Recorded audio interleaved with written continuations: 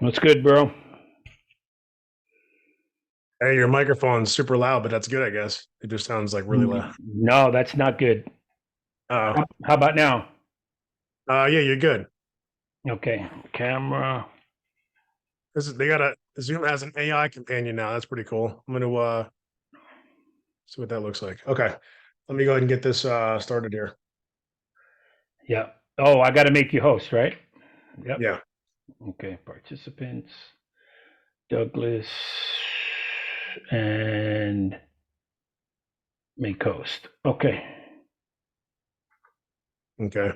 We have folks coming in the room on here. Not as of yet. Okay. The Growth Collective members know that this is the link to use, I think, for Zoom, but I'm not 100% sure. Maybe just put it out just in case as far as Yeah. this link.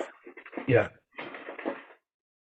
Yeah, we haven't had an issue with that with members, but I'll do it anyway. You're talking about put it in the Facebook group. Yes. Yeah. Okay. Good.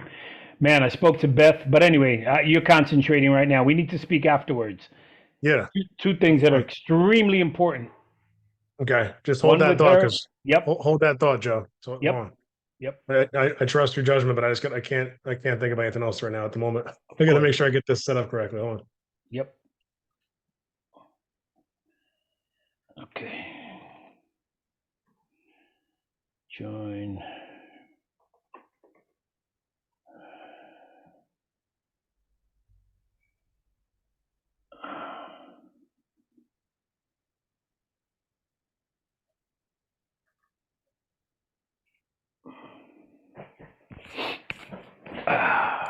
Your mic is like really sensitive too, just so you know. So like I'm hearing everything. Yep.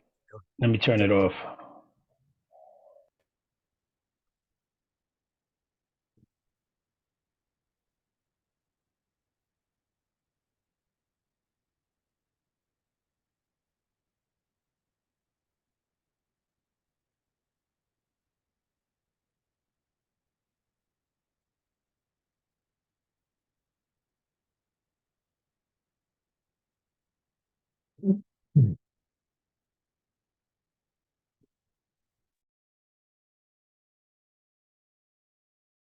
All right, and I think we're live. Joe, go ahead and just make sure, if you could, monitor the group there on Zoom. Make sure we got some folks coming in the room. I think you can let them in. Douglas, do me a favor and make me co-host. Yep, I don't know how that happened. Usually no it problem. keeps it. Okay. Host, you got it. Cool. All right. Well, welcome everybody. It's Douglas J. Beck here inside the Real Estate Investing Mastermind group on Facebook. We appreciate you being here with us today. I apologize for a little bit of a timing issue there. We had a post that was scheduled and it was scheduled off by 1 hour. So if you're confused about the time, it's our issue, not yours. So just, we are live now. Obviously, this is real life, right? We're here. We're on Facebook. You could also comment on this feed on Facebook, and I'm here to see those comments and those questions. So just a heads up on that, a little glitch on our side, a little logistical challenge, but nonetheless, we're here. If you happen to be part of the Growth Collective and you need the link to join the Zoom session, go ahead and just message us or we'll get it over to you. It's probably going to be inside the private group on there, the link to actually join the Zoom session. So just check that out. We do have some of our Growth Collective members joining in the meeting on Zoom right now. And so you guys obviously have the opportunity to ask questions in the chat on Zoom. Folks on Facebook that are here for the free training, you can obviously ask your questions, introduce yourself on a comment on the Facebook feed there for the live session. So today we're going to be talking about, acquisitions. We're going to be talking about sourcing property, analyzing property, understanding, where to go, who to talk to, how to speak, also the numbers to some extent, some tools and tips that I have for you today.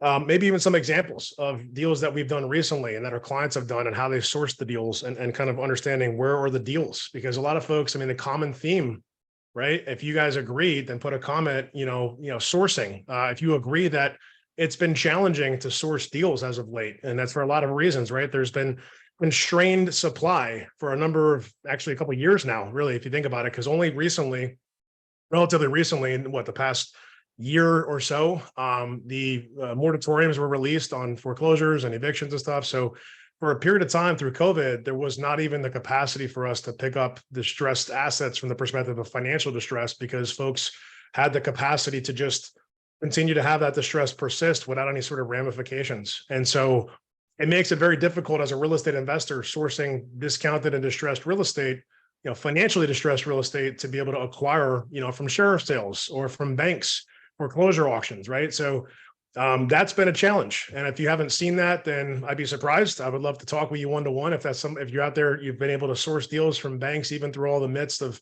all the constraints of supply. Let's talk about demand, right? What is demand as a real estate investor? Well, it usually has something to do with capital, right? The access to capital. And so for a period of time, for a lot of reasons, economically, politically, it's not really a statement about any particular political bias, but the fact is there was a lot of cheap money available in the United States of America for a good period of time, because the economy needed to be, reinvigorated through COVID. And so economically, when the government pumps money into the economy, and there's a surplus of funds, well, what that does, it gives a lot of people more buying power. And when there's more buying power, right, retail buying power for property, but also investment buying power, as far as really low rates for hard money, private money, near zero base of capital costs, like basically just, there's been as of late, you've seen in the past year, rates go up even for traditional mortgages, right, almost double. And you've seen on commercial loans, not necessarily double, but significantly. We had, when I was helping originate loans for a fund that I worked at for a period of time, the base rate for the DSCR, if you don't know what that is, it's just a rental loan, was at 3.5% for a good period of time, meaning 3.5% fully amortized over 30 years, 30-year fixed, right? And then now we saw that change in the past year and a half to where it's like 7.5%, 8% as the base in most cases for DSCR, literally double on DSCR rental loans. What does that do? Well, it constrains demand, but there's also a constraint of supply. So it's really interesting. All this stuff is kind of nerdy. Like, I'm not going to get into all the details, might confuse you. You're not here for that. Probably here to learn, okay, well, what's working? How are you guys still doing deals? And really, I want to set the framework. But before I do that, I just want to invite you guys to make sure you know about the Growth Collective briefly. Just a quick note on this. So we have a private coaching and mastermind group called the Growth Collective. There's multiple ways you can work with us. If you go to jointhegrowthcollective.com, you can learn about one of those ways, which is our community. It's a great place to start. We have a meeting right after this meeting, in fact. So I want to give you that website to look at now. If you happen to like what you see and hear as you're listening to me talk today, and you want to join us at 1 p.m. Eastern time today, you have the next 45 minutes or so to determine if that's a good idea, right? The value that we produce inside the Growth Collective community is actually in excess of tens of thousands of dollars on an annual basis, but it's a fraction of that to be a part of that community. So just check that out if you have some time. If you want to kind of pop up in a window, you get sick of hearing about the numbers or whatever it is I'm talking about, you want to hear something else, check out that website. And if you have any questions, you can always DM me or DM someone from my office, direct message us, say, hey, I'm interested in what you talked about. I have some questions. Maybe you already are in touch with somebody from our office and you could ask those questions to that individual. But for right now, I'd like you guys just to let me know who's in the room. So feel free to put a comment. Let us know, where you're based out of, what brought you here today. If you have a particular question or challenge that you're facing at the moment, as far as sourcing deals, that's kind of the topic for today, right? Acquisitions and sourcing and analysis. I'm going to give you some specific tools and websites and also process and methodology to follow that's working for us as a company and also our clients and members of the Growth Collective. So in the meantime, I'm going to wait for you guys to kind of hear me on that, and then we'll get into it. See if I can pop open the stream here, make sure I'm monitoring. Joe, if you could do me a favor, just do the usual monitoring of who's on the actual Facebook feed. That'd be super helpful as well. Yep. Okay. Cool. I said we have maybe a dozen or so folks live right now with us. If you're checking this out on a replay, do me a favor and put either hashtag replay or just the word replay, so we know you caught it on after it was done.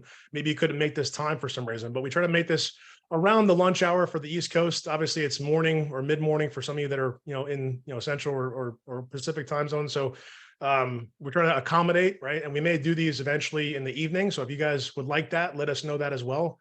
If you'd like to have this in the evening, maybe next week or the week after, one day, we could look at that as well and make it a little bit more accessible for you. I think, I'm going to kind of cut into it because I have a lot of stuff I want to cover today. All right. So I would suggest to you get one of these out again. I always kind of joke around, get that pen and paper ready. This is not going to be just like a fluffy stuff type of discussion. It's going to be specific tactical strategic and tactical execution type things. I'm really big on implementation. So literally today, you're going to have the opportunity to start sourcing deals if you haven't already done so, with strategies that actually work. Okay. So if you're interested in that, just let us know that that sounds interesting. Yes, I'm interested. Just put a comment yes somewhere when you hear me say this, if you're hearing it now. Okay. I got my business partner, Ken, calling me on the phone here. I can't answer right now, but sorry. He must not know I'm live. It's all good. It's so funny. Oh man, if somebody could hit up Ken, let him know that I'm in a meeting at the moment. That'd be awesome. By the way, quick note, Investors First Title Company, title agency. We have a title insurance agency that's been in business for almost a decade now, probably 7 or 8 years as a company. But then Ken, my business partner, has been in that business for a few decades. So if you need help in Florida or New Jersey from a title agency perspective, hit us up. Investorsfirsttitle.com is the website. We're actually revamping some things on the site and also just in general for the company. But yeah, we'd love to help you out there. So he was just calling me maybe about a closing or something. I'm not sure. That was not planned. Okay. So it's real life, as I say. Let me make sure I'm on the, let's go here. All right. Do not disturb just for the sake of the meeting here. All right. So any comments or questions in the Facebook chat or Growth Collective members? Where do you feel you're struggling right now with acquisitions? I'd love to hear from you guys too. If you could put that into the chat on Zoom, monitoring, and Joe is monitoring as well. Okay. You got your pen and paper ready, I hope. Okay. So also want to share that, there's a lot of distress happening in the world right now. So I just want to send prayers to all the folks in the Middle East, right? This is not about one side or the other side. It's just about people. So I just want to take a moment of silence and just pray in your own way for the folks in the Middle East who are being affected by what's happening in the world. It's very sad. But to start with that first.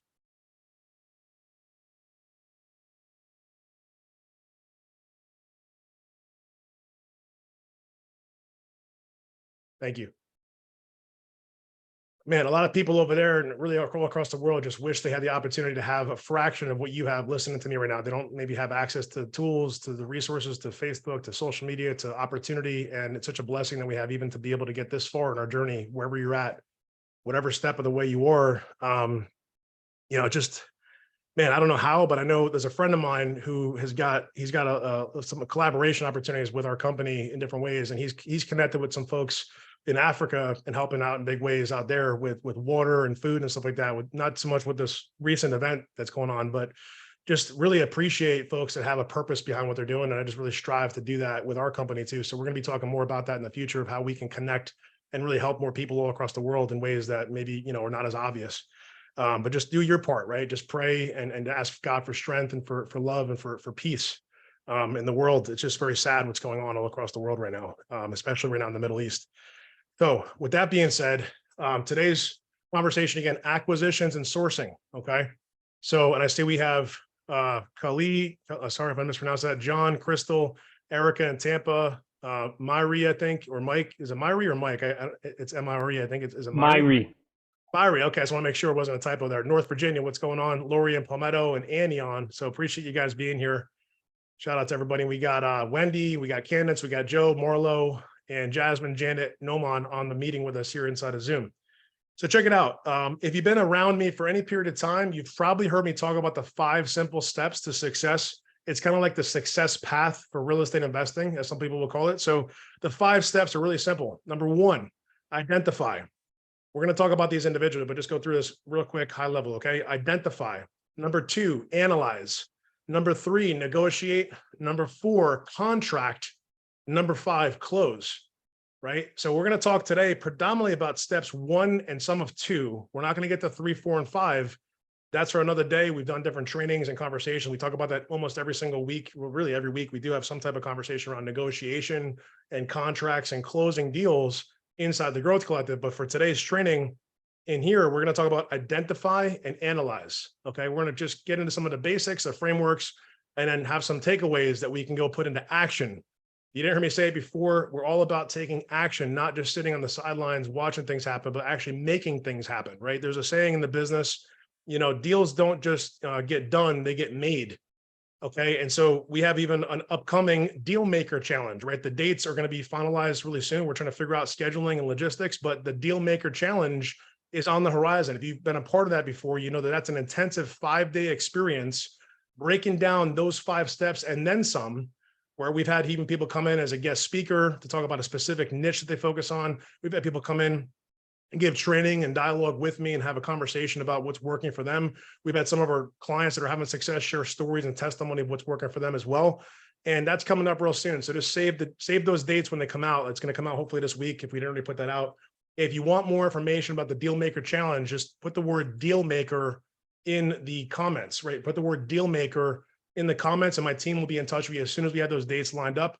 There will be a free opportunity, a free ticket to join the Deal Maker Challenge. There will also be a VIP experience, which will have some, minimal investment to be a part of that, but that's going to give you a special, access to the meeting prior to the actual general sessions and also give you the opportunity to ask Q&A and such. So just a heads up on that, that's coming real soon. Probably later this month or early next month, we're going to have that on the schedule. So just a heads up on that. Again, 5 steps: identify, analyze, negotiate, contract, and close. Okay. Well, we're talking about identify and analyze again. So the first thing is in the identification phase, right, which is where we start typically. Now, some people would say, well, if I'm going to wholesale, does it make a difference? Or if I do fix and flip, or if I do buy and hold, does it make a difference? There might be some slight changes to the focus and the methodology, but the framing is still basically the same. The first step is to pick a market, right? Pick a market. So if we're going to say, let's say Tampa, Florida, or Newark, New Jersey, right? Or Dallas, Texas, or Los Angeles, California, wherever you're sitting right now, wherever you want to do business, that's the market we're going to pick. We're going to start with the market that's closest. The major metro market would be a great idea to start with a metro market that's closest in proximity to where you're sitting. Why is that? Well, because if you pick a small town made of 10,000 people or 5,000 people, what happens is there's less supply to begin with of property to buy. There's going to be less opportunities for you to purchase real estate, for you to wholesale real estate, for you to fix and flip real estate, for you to own rental property. And so we wouldn't want to narrow down our market so much where there's like very few opportunities to begin with, that a lot of people are all fighting for that really small set of supply. Now, with that being said, if we pick a metro market made of millions of people, or at least hundreds of thousands of people, well, check it out. We have a larger selection of property owners to buy from, of properties that could be in distress. Also, metro markets, right, otherwise called MSAs, right, well, actually, metropolitan statistical area, I believe that stands for, those typically have higher density of population. What does higher density mean? Higher density means that in the same geographic area, more people live in a smaller per square mile basis than other markets that are more like suburban or rural. So it's my recommendation, if you're just getting started, even if you're not just getting started, if you're just kind of looking to grow and maybe you're finding it difficult to source deals, first thing is go to a metro market, right? Don't pick like some no-name town, with all due respect, that maybe your friend lives in or you live in or whatever. That's fine. That's great. God bless you guys. But the fact is, if you want to transact real estate, we got to go where there's already supply. Oh, we got lost a little camera issue there. Hold on one second. There we go. A little reset. I don't know what's going on with my camera. Who knows? I didn't touch anything, I swear. Do you guys hear me and see me okay? Everybody good? Yes. Little camera glitch. Okay, cool. Fun, a quick story, and I'll get right back into it. This camera is called an El Gato, and I think in Spanish it means the cat. So I don't know why they call it that, but it's just funny. Whenever I see that name come up, I'm like El Gato. Yes, there's like a movie or something like that that had like a joke about El Gato or something, or a TV commercial or something. So, anyways, all right. So metro markets, right? My recommendation out the gate, and if you're feeling stuck right now, is go and look. Hey, where am I currently focusing on sourcing properties? I'll give you an example. I grew up in a small town in central New Jersey, right? It was, I don't know how many people live there, but there's not a lot of real estate, honestly, in that town. Now, that town is actually called a township. It's not a city. Okay. A township is a smaller section of people and houses.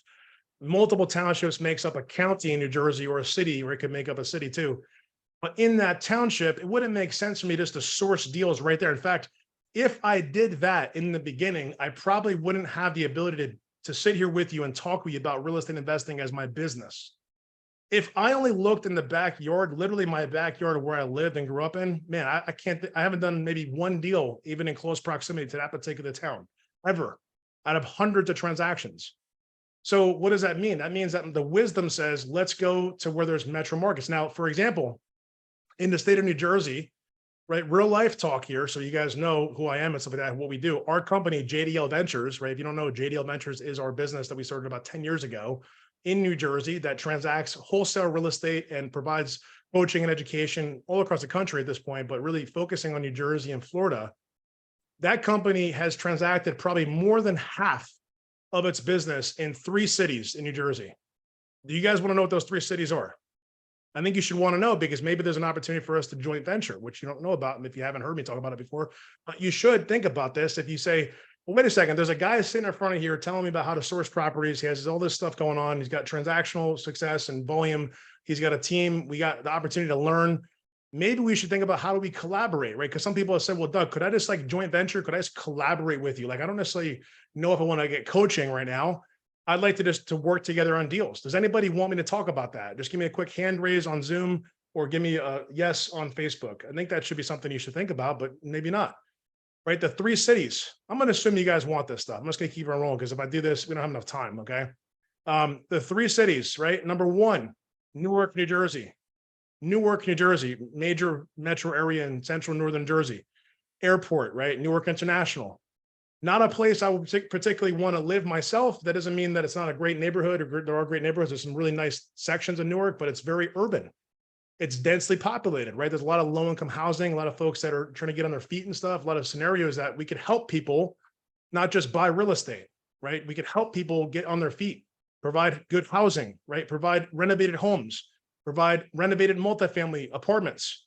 And so there's purpose behind that, not just the opportunity of investing, right? The second one's going to be East Orange, New Jersey. East Orange, New Jersey, again, urban area, not my favorite city for a lot of reasons, with all due respect, anyone who's in East Orange, but I'll just say that I've had personal challenges with the municipality of getting things done in East Orange. They're very slow sometimes, at least they were a few years ago. And we kind of decided that we're not going to do a whole lot of fixing and flipping and keeping property in East Orange, New Jersey, just so we know. Okay, so we're on the same page, but it doesn't mean you can't. So if you live in East Orange, I would love to work with you, because if you could source deals, which is one of our strategies here, relationships. So if you live in these cities or live in a city like one of these, and you're doing real estate stuff, you're an agent, you're a mortgage person, you're in construction, you're actually a wholesaler, right? You're an investor, you own property, you fix and flip. If you're in a metro market, then you should definitely send me a message and say, hey, listen, I'm in this market doing this related real estate thing. How could we collaborate? And it's not for me. I swear it's not. It's really for you, because you just don't know what you don't know yet. And that's okay. I'm here to help you understand some of that today. But one of the main strategies, which is we're going to get to in a little bit here, is building relationships with people who already have deals that they sourced. Okay. I said the second city is East Orange, New Jersey. The third one is Irvington, New Jersey. Irvington, New Jersey, again, no judgment, nothing like that, but it's not a place that I particularly feel safe driving around. There are people that say most streets in that area, right? Well, some people will call war zones, meaning there's gunshots, there's shootings, there's stabbings, there's people getting killed and all this other stuff. It's sad, right? I pray for those people, but the fact is real estate still transacts, right? When you look at a map, I want you all to do this. Do me a favor, whatever device you're using right now, go on another window. If it's a computer, or maybe hope it's a computer, you can do this easily. Go to Zillow or realtor.com, but Zillow is even easier. Go to Zillow and type in your favorite city, like whatever city's by you. I see just someone messaged me, Crystal's on here, Tampa, let's go. We got some stuff. Crystal's got a deal, by the way. I want to get Crystal connected to one of our team members. You got something in Sarasota, so we got to talk about that. But the fact is, shout out to Crystal, okay? Guys, if you look at a map, you type in that city. Let's take Tampa, for example, Tampa, Florida. And you look at what's for sale in Tampa. And if, let's say my screen represented a map, okay? And let's say my head, which is kind of big, it's not small, okay? Let's be honest, I'm 6'4", almost 300 pounds. I'm a big guy. My head represents Tampa, and it literally would look, if my head was red, like literally red dots, it would look like that cluster of opportunity, as in this much of the screen. And then out here would be the outskirts. Maybe the water's over this way, I guess, if you're looking at my screen, if it's showing correctly, you know, the water as in the Gulf of Mexico is over here, but Tampa's probably really red. What do I mean by that? If there's a cluster of red dots on a map of properties that are for sale, then that means there's a lot of inventory available. Okay, so check it out, write the word inventory. Inventory. Without inventory of anything, we can't buy or sell, really. If there's no inventory to buy, there's no inventory to sell. If I'm wholesaling real estate, I need to get inventory of real estate, of contracts to sell. If I'm looking to purchase to fix and flip, I need inventory of property to renovate. If I'm looking to rent real estate, I need to get inventory of property to buy and then stabilize and rent it out. But if there's no red dots, like it's just this barren rural type scenario, it's kind of like taking a dart and throwing it on a map and hoping that it hits one of the dots. That's a very bad strategy. Okay. Don't do that. We want to be able to throw a dot and hit a property that's for sale or could be for sale without even looking at the map. That's what I want you all to think about. So the market needs to be saturated with property. Now, somebody would say, well, isn't that a bad idea? Because there's so many properties on the market, the supply is in excess of the demand. Listen, we're going to get to analysis in a little bit here. There's a lot to that, but it doesn't, for right now, for what we're looking at, where do we define our market? We need to look at areas that have saturation of inventory. If we don't, you're going to be spinning your wheels a lot, and it's going to feel very frustrating and aggravating. I'm telling you, because as I said before, more than half, like as in over 100 transactions, to be clear, have been closed in those 3 cities, Newark, East Orange, Irvington. And I'll add another one to the list, is probably up there in the mix. Probably number 4 is Jersey City. Jersey City. Okay. If you don't know New Jersey, just right outside of New York City. All right. It's not going to be like, Flemington, for example. Flemington, we did 1 transaction ever.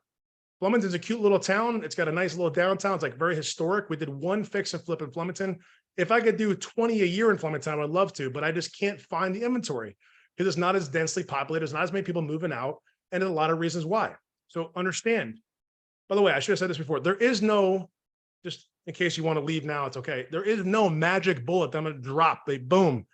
This is how you source deals and stuff. Money starts falling from the sky. So like, if with all due respect, if that's you, you're probably not the right fit for this group in whatever group you're sitting in. And we should have a conversation if you're in the growth collective. I don't think you guys are like this, but if you're thinking like, why is Doug holding out about that one thing that he's doing every day to make deals happen like this? There isn't a one thing. There isn't a magic bullet, so to speak. There is no magic postcard, as some people would say, or a phone call you could do, or some other strategy. There isn't. What's magical is when you have a base of opportunity to source from and you have many options to buy, but you choose which ones to make a deal on. And that's what I'm trying to make the picture of today. Like, make sure your target market is large enough. Okay. Now, once I identify that market, pick one to start with, literally one major market. Okay. Then I need to do what? Funny word. I need to market. I need to market to the market. Okay. What does that mean? I need to let people know in that area that I'm looking to buy real estate. So what does that look like? There's 3 ways to market, 3 buckets of types of marketing. Okay. Write this down. Number 1, offline. We're going to talk about what these look like. One of my mentors shared this with me a long time ago, and it's very simple framing here. 1 is offline marketing. Number 2 is online marketing. Online marketing. Write that down. And number 3 is, anybody guess? What is it? Who's listening? Who thinks they got the answer here? Anybody? We got online, offline. What's the third one? Starts with the letter R. My good old friend, relationships, otherwise sometimes called referrals. But referrals come from what? Relationships. Referrals come from relationships. And so let's start with offline. Here's the thing. I'm going to drop a link or tell you guys the link to go to in case you want to get ahead of this and know the tool that we've used and that we do use and that our clients use and members use and that you could use as well, that gives you access to the entire US population of property data that is super, super inexpensive. And there's a 7-day trial that's free. The website is nationwidesellerleads.com. Nationwidesellerleads.com. That tool is super powerful.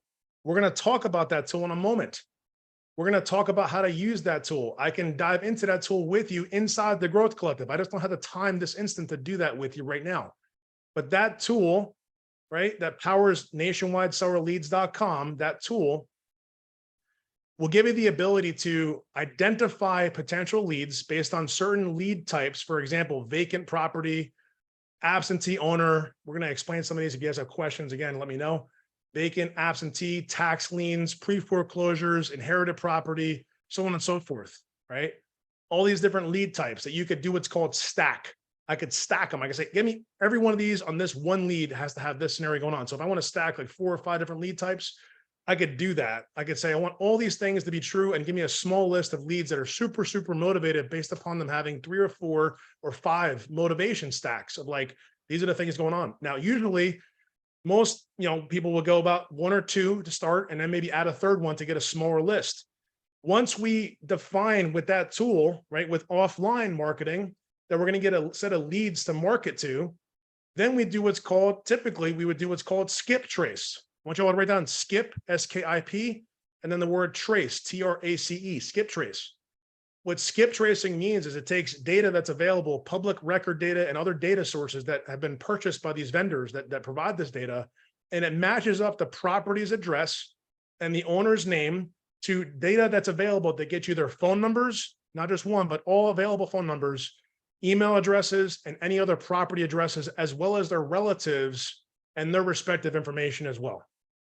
So what do we do with all this? Well, when we skip trace, by the way, skip tracing, you might say that sounds pretty exciting, but how much does it cost? Well, the skip tracing is fractions of a dollar, like to do one record. So it might be like 15 to 20 cents, I think, is kind of what the average is, depending on who the vendor is, right? But that's built into that tool. Nationwide sellerleads.com has the skip tracing capacity built into it.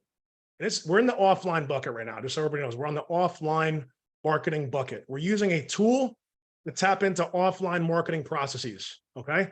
So once we skip trace, right, I could do things like, number 1, cold call. Hey, how's it going? This is Doug. I'm a real estate investor in Tampa looking to buy some property. I see you have a property, or I didn't even say that. I just say, hey, I see you have a property in Tampa. Would you be interested in selling that property? Or I see you have a property at 123 Main Street. Are you interested in selling? No, don't call me ever again. Hang up the phone. Hey, how you doing? This is Doug. I see you have a property at such and such address in Tampa. Are you interested in selling that property? Hey, get out of here. Stop calling me. Next person, right? You're going to get that. You're going to get people calling or answering and vulgar and all kinds of nonsense and rejection. Just be ready for that. If that's you and you like that and that gets you excited, then congratulations. Seriously, that's amazing. I mean that. There's a place for you in the real estate life cycle to be just, hounding people, for lack of a better term, just to find deals. That's one way to do it. Another strat, that's called outbound, by the way, outbound calls, right? I could cold call. Now, very important, right? And you guys can understand. You need to make sure you're not calling people that are on the do not call list, right? If you're calling a prospect or a potential property owner that's on a DNC, that could be resulting in fines and other things that are going on. So make sure that when you skip trace your system, whatever you use, but nationwidesellerleads.com does this, will tell you which of these are on DNC, do not call. That you could also text, right? Texting is another strategy. However, texting is becoming a problem also. There's different laws being put in place and compliance and things, so just be very careful with texting. But phone calling and texting are 2 of the main outbound lead generation or marketing strategies when you have a list of potentially, keyword, motivated sellers. But it's a lot, we'll say it again, a lot of churn, like calling, rejection, nobody answers, leaving voicemails, People use what's called dialers. If you want a dialer to use, check out a tool called Mojo Dialer. Okay? I don't have a link for you. Just go to mojodialer.com. Now, if let's say we want to get some inbound leads, people like going like this, raising their hand from offline marketing, okay? Offline marketing, and then people raise their hand, say, I'm interested in what you're offering, without me having to pick up the phone or send out messages. What can I do? Well, I could send a bunch of mail, like literally direct mail. And I did this in the beginning. That was the coaching that I got, and it got me results, but it didn't get me deals. I'm going to say that again. It got me results, as in people calling me back, mostly upset with me. This is going back almost 10 years ago, everybody. And we did multiple campaigns after that, but just telling you right now. And I'm sure there's somebody listening to me that's like, direct mail is the holy grail. Like, we're loving it. There's somebody here like, I love direct mail. It's produced $1 million a year of income for my companies every year, but you might be spending $50, $60, $100,000 a month to do that. I don't know. I'm just saying, like, what's your return on spend, right? How much money are you spending? Because a lot of what's out there right now is theory and ideas that are working. But the question is, what is the sacrifice? Let's say this one thing for you here. This business legitimately requires a sacrifice, like a lot of sacrifice. So if you're working for somebody else, if you have a family, if you have limited income outside of real estate, this strategy is not a good idea, if you ask me. Direct mail marketing, even with a person handling those inbound calls, is not a good strategy for someone who's limited on resources with other priorities and other responsibilities. Now, if you're a real estate agent, man, this is a good idea. Why is that, you say? Well, first off, who in the room is a real estate agent or might get their licensing? I know we got at least one in the room on Zoom, maybe a couple. Anybody on Facebook who's a real estate agent that wants to get some direct coaching right now from me about how you can turn on at least one new listing a month without even thinking about it, most likely at least one, if not multiple, and get some investment deals. I hope that you want that if you're an agent, and maybe you'll check the replay out when you hear this. Marlene, congratulations again, just joining us in the Growth Collective community. So I would highly recommend real estate agents to set up a budget for outbound direct mail marketing. Okay. Get a postcard that has your picture on it and the fact that you're a local real estate agent and an investor, and that you work with many investors in this market. So your goal is not to buy their house. Your goal is to be essentially a consultant and let them know what their best option is in the current market. You could provide them a free CMA. You could say, I'll do a simple market analysis for you. I could look at your property, give you my recommendations. And if you'd like, I could buy the property myself. If anyone's ever seen the people that guarantee the property will close in a certain number of days, typically that is because they are either themselves or work directly with an investor that will buy the property for cash. Now, the thing is, the stipulation is at what price? So that's a whole nother story for another day. But if you're a real estate agent and you're not doing direct mail, you're probably leaving money on the table, because you could do what? Out of all the leads you send out, let's say you send 1,000 postcards. And let's say you only get 1% of people coming back to say something or call you back. Let's say you get 10 people. Actually, it's 100 people. Wait, what's the math? No, it's 10 people. It's 10 people. 10 people. Okay. 1,000 cards, 10 people. Okay. First round of mailing. Well, that's 10 leads that could be a potential listing. What if we get 10% of those 10 to be a listing? What's a listing worth to you? I don't know, $5,000, $10,000, $20,000, depending on your market, depending upon, are you doing both sides of the transaction, one side of the transaction? What are you doing?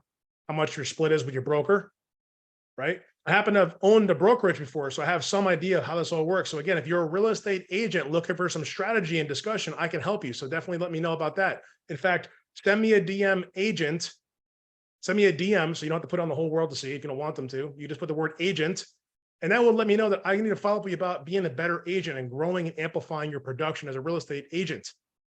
But check this out. What if we could be an agent and an investor? And now we got two profit centers, listings and purchases, right?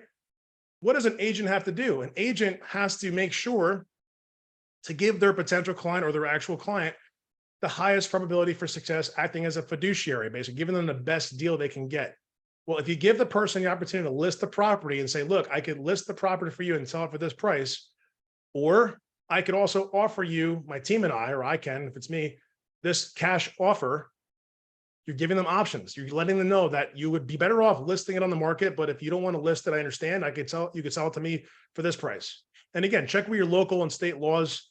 Like, this is a general comment, right? I'm not taking any responsibility for you to say that the wrong way. I don't want to get you in trouble with the real estate commission, but I'm just telling you the specialized specifics will come in a conversation one-to-one with me or someone like me. But the concept is to market out to potential listings. And then ultimately some of those will turn into potential purchases. Okay. So another strategy you could use is bandit signs.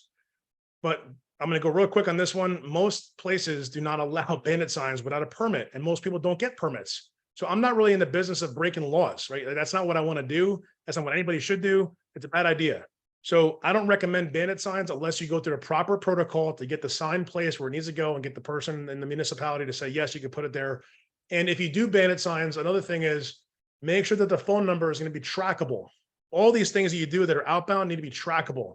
What are my results? What are my KPIs? If I'm doing all this marketing, I better know how much is actually working and where is it working from.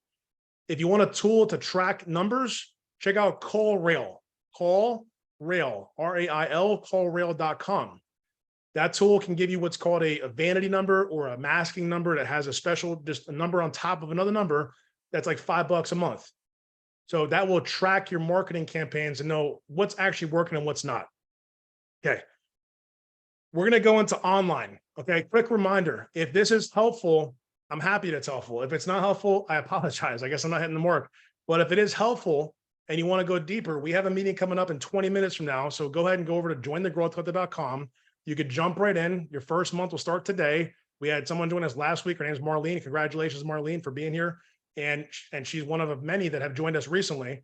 But the fact is, it's a very low entry point to join us now. That may not be the case. We have 2 times a week live coaching inside of a Zoom session where you're not just hearing me talk. We actually have questions and answers and conversations and scenarios and deal reviews and all kinds of stuff. You have a private Slack channel. What does that mean? That means I have a private mechanism to communicate about deals that I'm working on. So I can send information. Here's a deal review. Here's a question I have that maybe it's in between sessions. You have my whole staff and my coaching staff as well is in that Slack channel to support you, including myself. I send, I don't know how many messages on Slack every day. It's just a communication tool, kind of allows us to help support you one-on-one at an unlimited level. See, because there's a lot of programs out there, everybody, if you don't know, now you know, that will say they mentor and that they coach. But really, with all due respect, they're just a glorified educational course.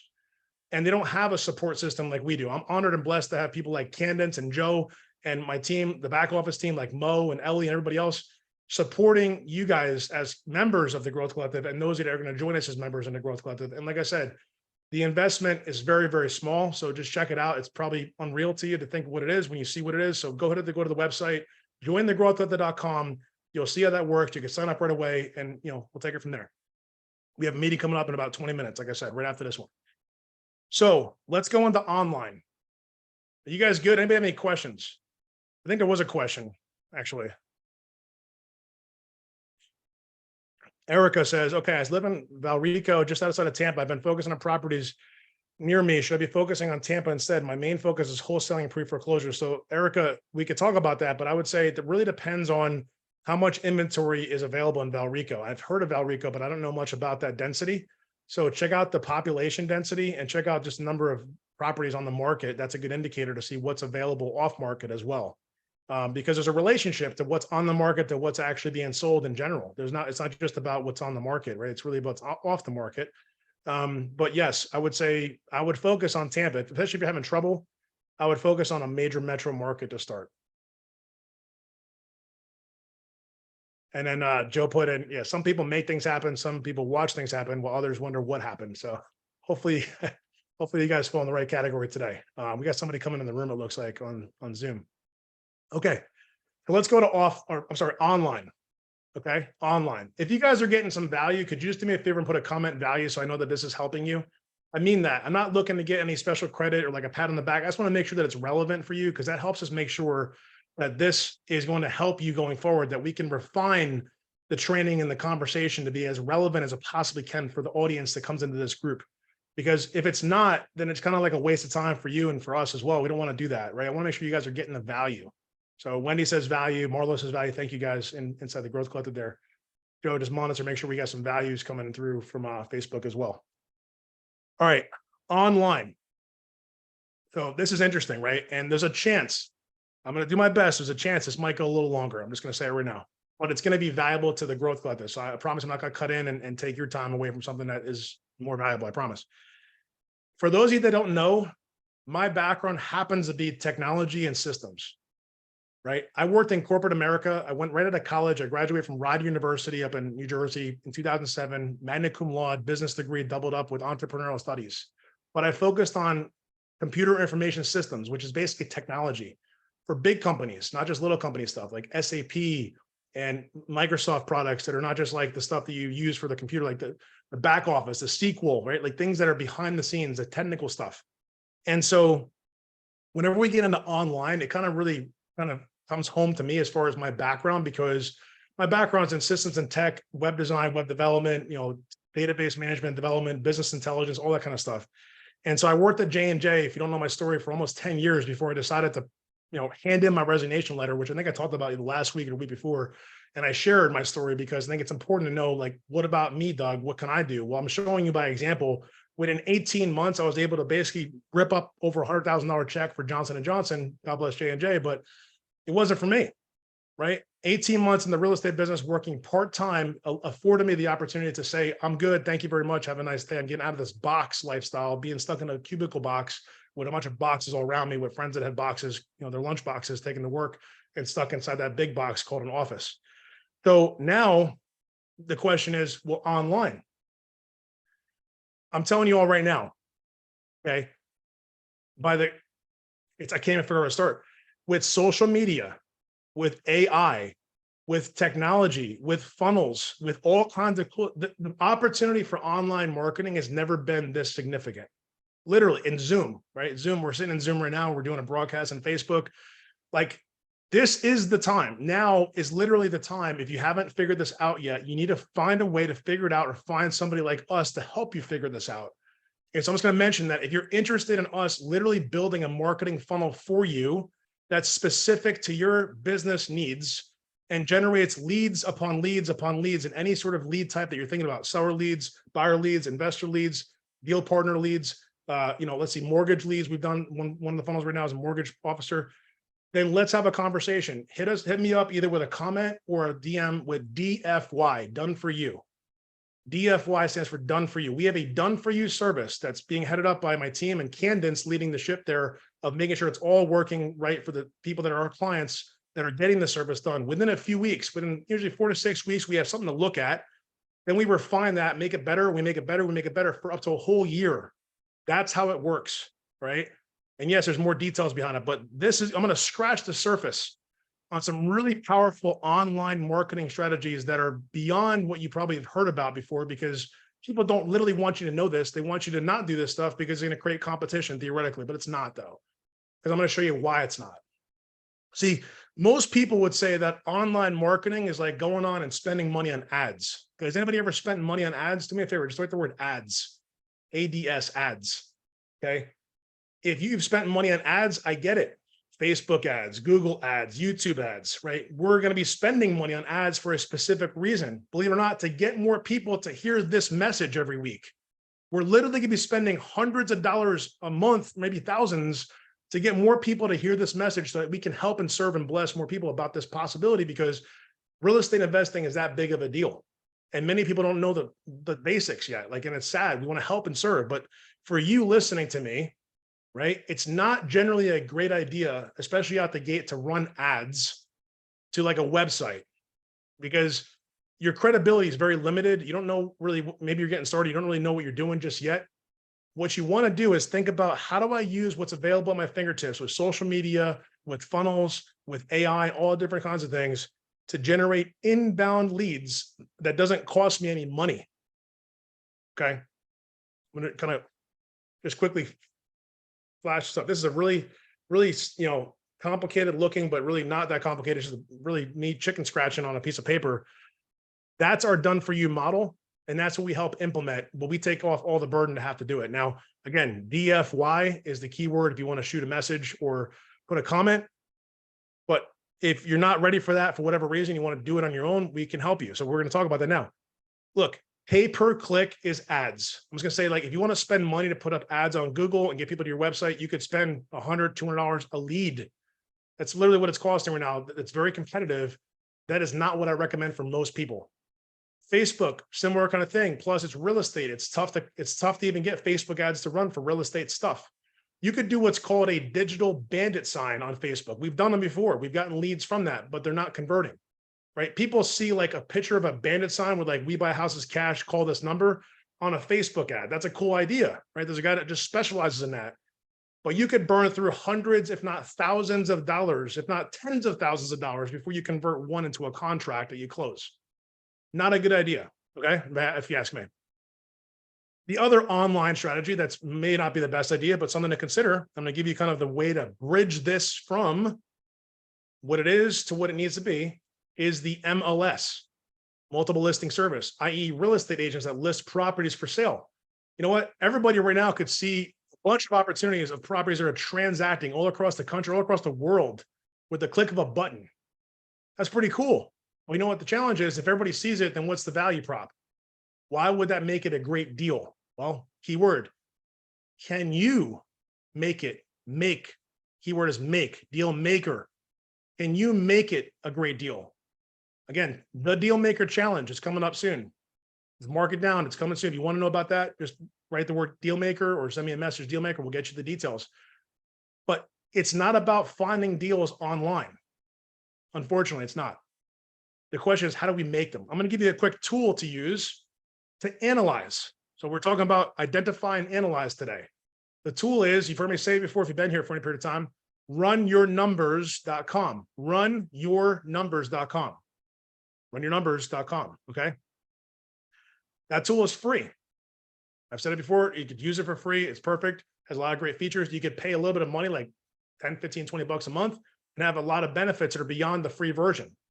Okay. So just a heads up on that. Now, MLS is a database. Remember I said I have systems and technology background. So what if I could use the MLS to identify who are the top relationships that already get deals that I should speak with about buying property? See, this is taking the database and refining it and saying, well, who is already getting deals that are investment properties that I would want to potentially buy? You know what to do? Literally today, everybody, I want you to do this. Pick your favorite city and state. Look at the MLS data or realtor.com or Zillow.com, sort it from lowest price to highest price, and go through those listings and see who is the agent listing the property at the lowest price. And I want you to do this. Take this thing, it's called a phone. Hey, how you doing? Hey, I see you have a property. This is Doug Beck. I'm a real estate investor in Tampa, Florida. I buy in Tampa, Florida. I see you have a property located in 123 Main Street. Is that property still available? Oh, great. Cool. Can you tell me more about that? Excellent. Okay. Listen, I'd love to get some more information. And could you tell me about the property? Okay, you go through. Okay, let me take a look at this. I'm going to do some analysis. I'm going to come back to you, but it might not be a good fit. But what I want to ask is, do you have any other deals coming up soon that might meet my criteria of X, Y, Z, ABC? Oh, you do? Okay, great. Can you send me some information about that when they're available? Okay, awesome. Here's my information. Email address, phone number. Thank you very much. Have a nice day. Hey, how you doing? Realtor number 2 that I see on the list of the MLS list of properties, that's investment properties for sale. I'm not saying all that. I'm just telling you guys. Okay. And then, hey, I see a property. Listen, I'm looking to buy property in Tampa, Florida, and it looks like you have a property similar to what I'm looking for. This one may or may not make sense for me or my team, but I'd love to get some more information about what you have coming up soon. Tell me about this one first. You never know. Maybe it's something I know would be a deal. Maybe it's not. I'm not sure. Well, they're going to ask you, what are you buying? What do you like to buy? Okay. Well, I like to buy, 3-bedroom, 2-bath, or a greater 1,500 square feet, under 400,000, maybe a decent sized renovation, whatever that is. That's called your buy box. Okay, great. Yeah. Okay. Got it. Okay, cool. Yep. Okay. Listen, well, this deal may or may not make sense. Let me do this. Could you tell me, do you have any other deals coming up? I'll have one coming up in Main Street on down the street over there, or this, city street, whatever. Cool. Excellent. Here's my information. Drop the phone. Guys, 5 to 10 of those calls a day will yield results. Literally about 5 to 6 years ago, remember I said Flemington, New Jersey. Here's the crazy thing. The one fix and flip that we did in Flemington, New Jersey came from that call inside of a group session for our growth collective, which was called something else back then, but it's still the same concept, a group that gets together every single week. And check it out. Unfortunately, that day, we had 6 or 7 people coming to that session at that time. No one was able to make the session besides me. And I had a decision to make. I said, man, I could just cancel this session and do nothing. Or I said, hey, you know what? Camera's rolling, video's recording. Let me show and not tell. And you know what I did?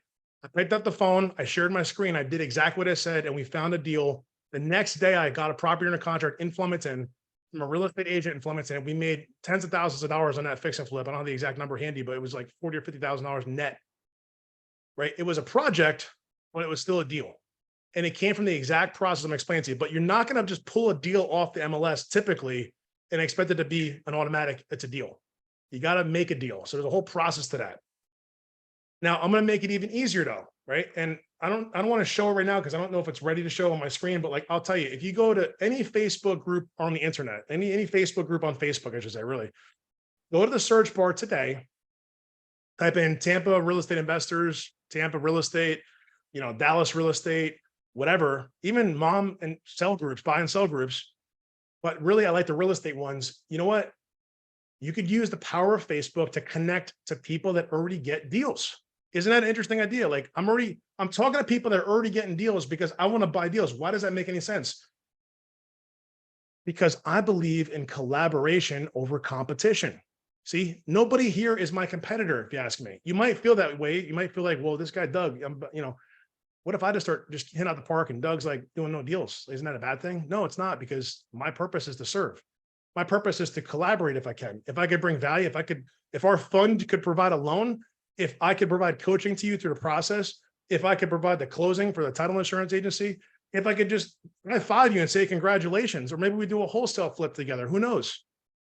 Right? But the fact is, if you have the abundance mindset and say collaboration over competition, I promise you good things will happen. So the fact is, today, literally make this a target for yourself. How many people, I want you to tell me, how many people can you connect with on Facebook groups today, by the end of the day today, that might have a deal that you could buy in one of those metro markets? Is it 2? Is it 5? Is it 10? Who wants to put an answer? Just put it in the chat, put it in the comments, commit to some number. How many people will you find from a Facebook group today that might have a deal to purchase? 2, 3, 4, 5, 10, 20.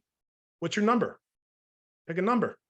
Commit to something, right? It's not enough to just let information flow in and then just hold on to it and look around.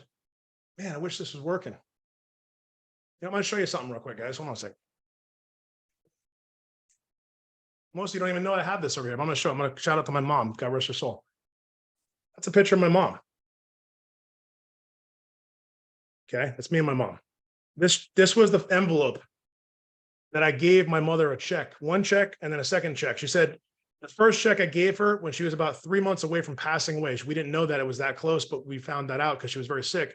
Sitting in a wheelchair in both of these pictures.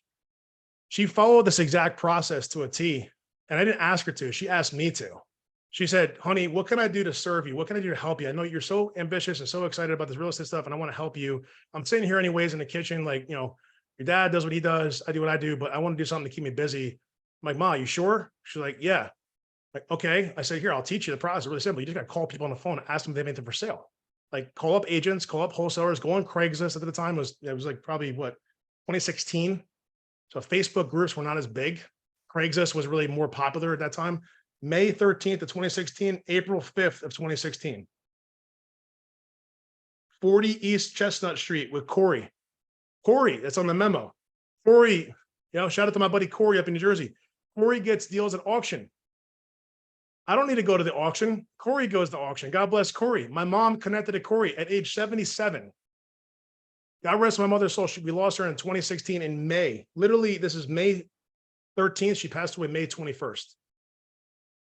This isn't to make you feel sad. I'm just telling you right now, this picture represents, God bless my mother, how simple it is. And in my mother's honor, this check, what she said to me when I gave her the first check in April? She said, man, honey, that's exciting, but I'm going to give you the envelope back. I want another one of those checks so I can go down to AC and throw a couple bucks in the slot machine. She said, take that envelope back. I'm going to go do this again. All right, Ma, let's go do it. So she did it. And then Mother's Day was the 20th, I think, or the 21st. I can't remember. This is actually Mother's Day weekend, I think. The day before Mother's Day was actually the day I gave her that check, the second one. And unfortunately, she was going through dialysis and stuff like that. And she didn't make it through the process. Unfortunately, it was a very traumatic situation, but I keep this up there because this reminds me of my mother. Yes. But it also reminds me of the simplicity. And my video is getting funky here, guys. I'm sorry. Ma's trying to interfere. She's trying to come on and talk about how simple this is. There it goes. My Elgato. There we go. What's going on? There we go. Yeah. So anyways, I just wanted to share this. This was not planned to show you. I just want to share this with you guys to know that, like, in my mother's honor, if she can do this process, you could do it too. Anybody could do this. And by the way, relationships was the last thing. The third thing. What did my mother do? What did she really do? She did a lot of things. She raised 7 kids. I was the youngest of 7. I am the youngest of 7. My mom and dad, same 2 parents. But she was able to build relationships with people by just following a simple process of picking up the phone and asking people if they're selling a property, or if that property they're selling, to get more details about it. My dad created a little list based on my guidance. It's like, here's the questions to ask about the property's condition, And what do you know? Corey, the same guy, Corey, 2 years later, I bought, at that time, was my first rental property in Bound Brook, New Jersey. And guess what? I closed the deal. It's just crazy how it worked out. I didn't plan for this. I swear I didn't plan for this. It's just God. I closed my first rental property on my mother's birthday in 2018. That's the day that it closed. And that was the relationship that she made 2 years prior. that profited us probably about 25 grand, of which she got a few $1,000 for as a referral to help out. Like that's what she got. Plus my love, her love was like a family thing, right? So, I want to give her more, but we had to cover other things too, right? But my mom did it. And I didn't have to tell her too much to do. I just said, just pick up the phone and call some people. And here we are. Relationships are my favorite. And everybody listening to me right now, I am honored to have you had invested the time with me and build this relationship that we have.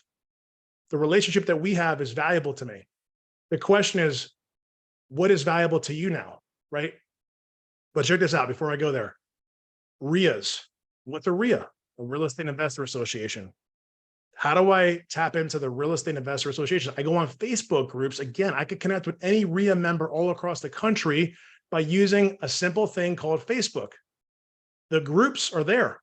People congregate in these groups on Facebook. They post deals on Facebook. They raise their hand and say, I am buying deals on Facebook.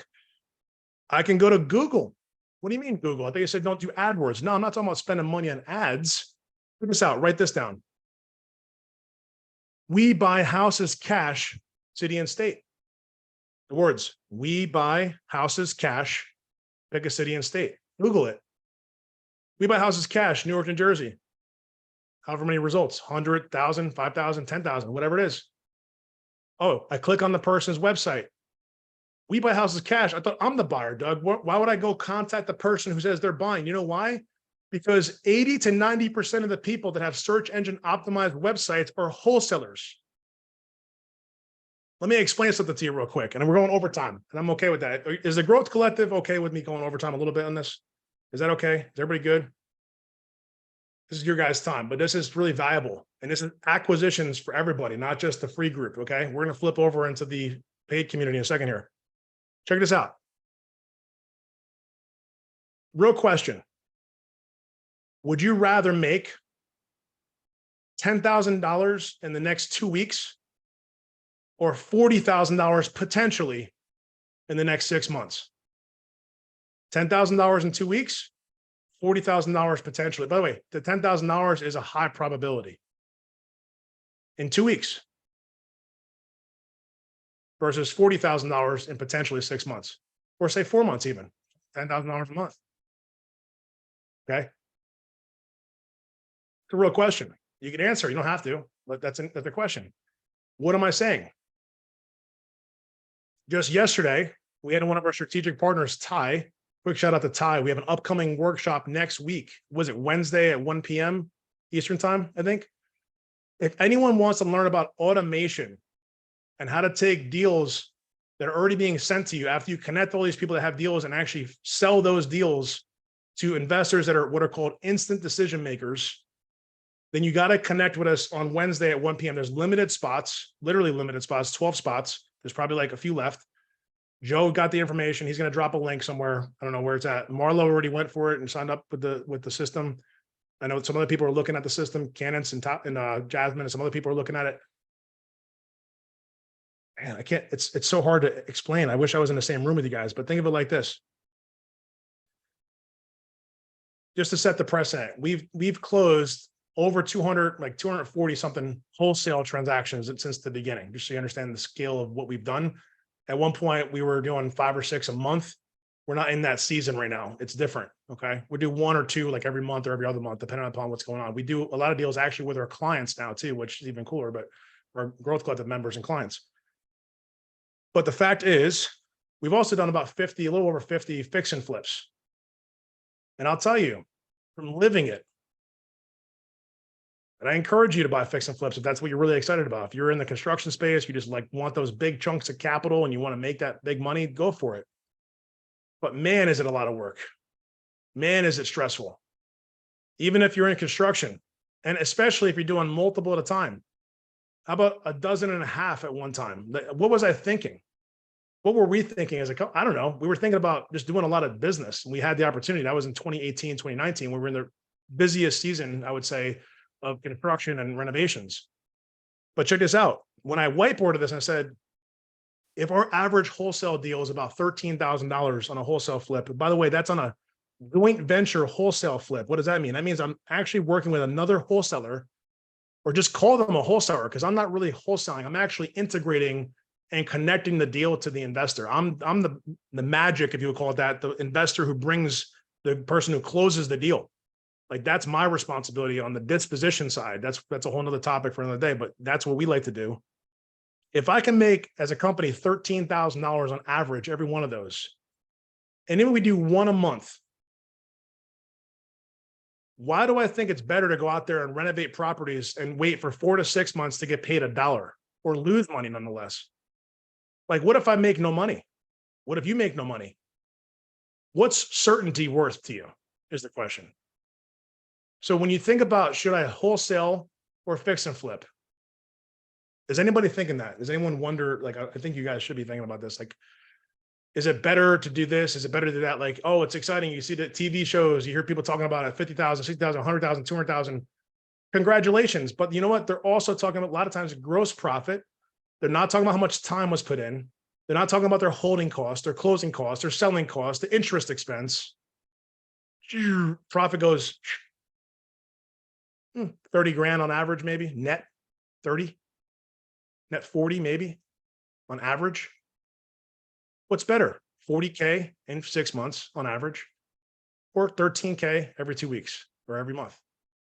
I'll take the 13 every day of the week. And check it out. If you want to grow and scale a business, how many of those 13Ks can you do if you have a system and a team doing it with you? As many as you could get your head around, as many as you could build out a process for. How many renovations can you do when you have to own the property, start the renovation, set the contract up, manage payments, deal with the lender, the contractor, the investor, et cetera, blah, lots of stuff. That's a whole nother business. So check it out. If you're in construction, I would recommend to leverage your experience and start fixing and flipping properties. If you're not in construction, I would be very cautious, especially right now. We have a specific way of coaching in the Growth Collective that focuses on acquisitions and wholesale flips. If that's of interest, then please join thegrowthcollective.com, get enrolled, and you will start seeing the possibility of making $10,000, $20,000, $30,000 on a flip without using your own money, without using your own credit, without having to take the responsibility, and doing so within a matter of weeks or maybe a couple months of ramp up, depending on who you are and what you have going on, right? The biggest wholesale fee that we've made to date, which we talked about a few weeks back, was $140,000.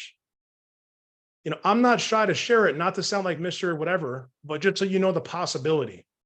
Because this is a private group, even if it's got a few thousand people, and it's still a private community of people that are all looking to help each other grow. I hope that's the case. If you're not here for that purpose, then please, you know, the door is right there. Just click the unsubscribe or whatever button. It's not the right place for you. If you're looking to help each other and grow, then you're in the right place.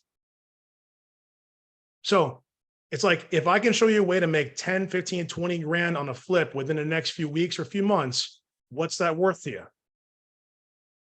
Well, for me, it was worth almost $30,000 when I first started. It was worth literally $28,000 to get 2 weeks of a 30-minute one-on-one on the phone, on the phone, on top of the fact that I spent $2,000 to $3,000 a month in marketing on direct mail marketing, on top of the fact that I was working full-time, getting people telling me to go, you know what, get lost on the phone every time they leave messages and call me back and stuff like that. And I can, who are you? Why you send me so much mail? Oh, thank you very much. You know, have a nice day. Can't help you out. Sorry. Just not really looking to fight with you. But then something clicked. And I talked about this many weeks ago as well. In my first 6 months, it was a lot of struggle and strain. And then I realized the power of relationships. Man, and how convenient, how true is that for the Growth Collective also? Because there's relationships happening inside the community of the Growth Collective that are awesome.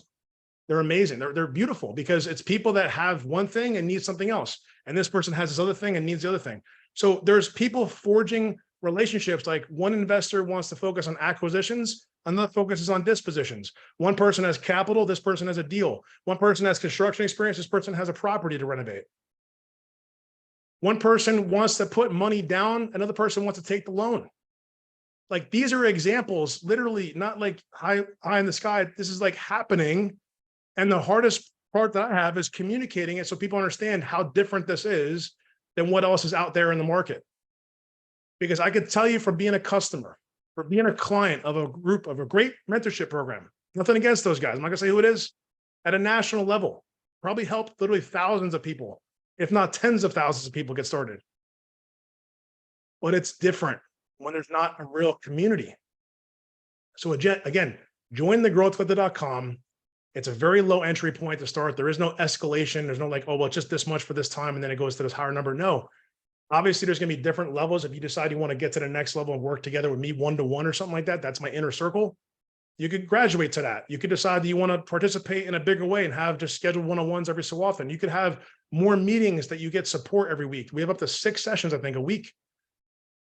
But the Growth Collective members are here. They're listening to this presentation right now. They're still with me because they know there's possibly somebody here listening on Facebook or as a guest in the Zoom session that is the answer to the problem that they are trying to solve. It's not about just a tactical and strategic execution of certain things, certain strategies. It's about people, everybody. This business is literally about relationships. It's not cliche. It's not hyperbole. I'll give you one more example and we'll round this out. My business partner in the fund, his name is Phil. He's coached before as well. I was chatting with him before, and he says he's working on right now 5 new purchases in California. On top of the fact that he's an owner of a fund with me, he does construction in New Jersey. He has his license in New Jersey. He has a team set up out there, and also California, and now soon to be Florida. He's got a lot of stuff going on. But you know what, though? He builds his businesses off of what? Do you think he's got some magic bullet secret sauce type of thing that someone said, let's go buy this thing and just press a button and it goes? No. You know what? That thing I said before about automation, because my buddy Ty is super intelligent, super awesome. Like, you guys got to meet Ty if you don't know Ty. Ty knows, and he said it yesterday in our meeting inside the Growth Club. It's not just about pressing a button and all of a sudden money starts flying. What does it do? It tells you who are the key relationships to reach out to, and then he coaches on the process of how to speak to them. So if you want to get that information, again, priority to the Growth Collective, we have only 12 spots and there's a few left. Like I said, that's on Wednesday at 1 p.m. next week, Eastern time. But check it out. If you just want to like plug in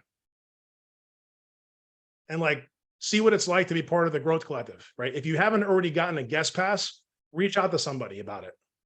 We'll give you a free shot just to come in and join us for a session. I'm going to round this out in a little bit here, but if you're an action taker and you're like, you know what, I think it's worth, how much do you think it's worth? I don't know.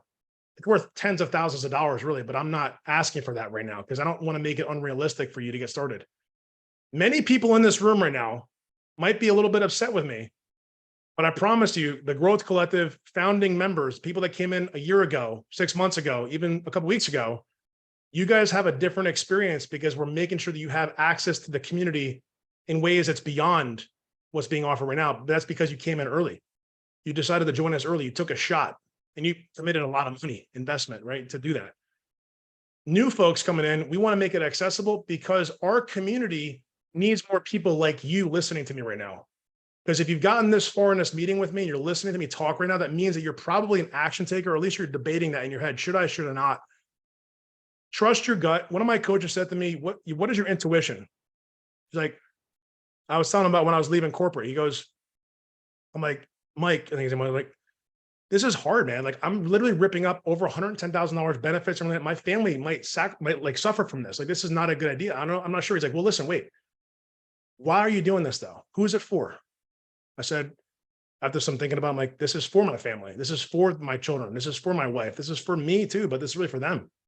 He's like, all right, what does your intuition tell you? Do you think that your intuition says you should stay here and just continue to like do what you're doing and that's it and continue to grow your business part-time? Or do you see that if you didn't have this full-time commitment as in corporate stuff holding you back, that you could do like way more? It was kind of a leading question. But I'm like, you know what? You're right. I said, I'm just going to take this leap of faith. But he's like, look, man, he's like, it's going to be scary to just like rip up that check and walk away and resign. But the fact is, you're going to feel like you're going skydiving. He's like, when you're going up in the plane and you're nervous about jumping out the plane. I never did skydiving, by the way. I'm not sure if I ever will, just put it out there, but just saying it. Okay. He's like, it's going to feel scary. It's going to be nerve wracking, but he says, when you jump out the plane, you're going to feel free. And he's like, it's kind of like when you leave something that's not designed for you, that God didn't design for you to do. Someone else is going to take that position, but it's not for you. So in that regard, like, it's like, if not you, then who? If not now, then when? Right? You must have heard this before if you've been around any sort of personal development type stuff. Man, I am so excited for you to be taking that step if that's you. jointhegrowthcollective.com has the information to enroll. You could join us in the meeting right after this. Just let us know you joined. You'll get a link right off the bat. You'll get support and you'll plug right in. So on that note, I thank you guys so much. I covered just a high level of what I could today. I gave you some tools and tips. I hope this was helpful and valuable. We look forward to welcoming the next group of members into the Growth Collective community. And until then, until next week, I'll see you soon. God bless. Awesome. So Douglas, would you like to